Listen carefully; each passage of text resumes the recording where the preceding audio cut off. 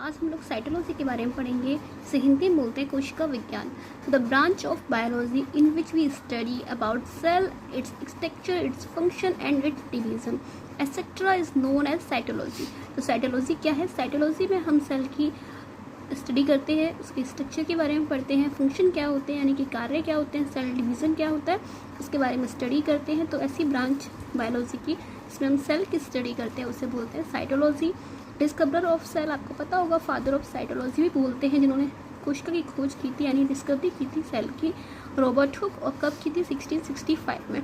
Robert Hooke ने cell को Honey comb की तरह देखा यानी कि मधुमक्खी की छत्ते की तरह।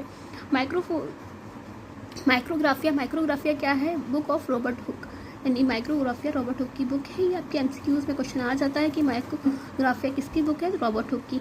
Cell is the structural and function unit of life. Cell क्या है? स्ट्रक्चरल एंड फंक्शनल यूनिट है किसकी? लाइफ की, हमारे जीवन की। Cell is made up of biomolecular compounds. Cell किससे मिलकर बनी होती है? बायोमोलिकुलर कंपाउंड से। Each cell surrounded by the cell membrane, जिसे हम प्लाज्मा मेम्ब्रेन कहते हैं। जितनी भी सेल होती है उसमें क्या होता है? सेल मेम्ब्रेन होती है, जिसे हम प्लाज्मा मेम्ब्रेन भी कहते हैं। Each cell having its own protoplasm and nucleus.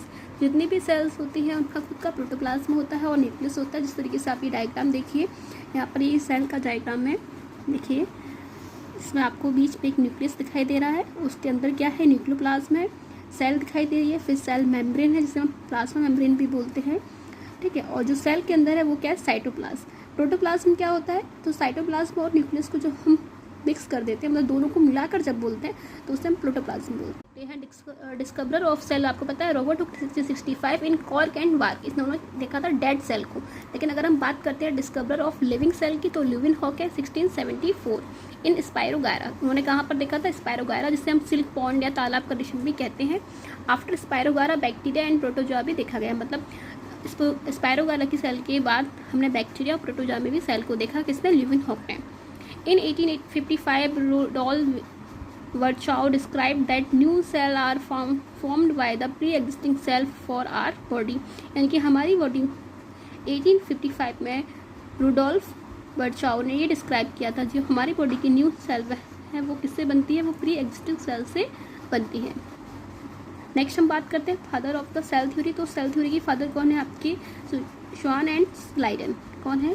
Swan and Schleiden. According to cell theory, तो सेल थ्योरी अकॉर्डिंग क्या है? Every organism is made up of one cell और many cell. Every living organism originated from cell. Each cell is an independent unit. All cells together perform a function. Each cell having its own nucleus which is the main performer of the cell. Okay.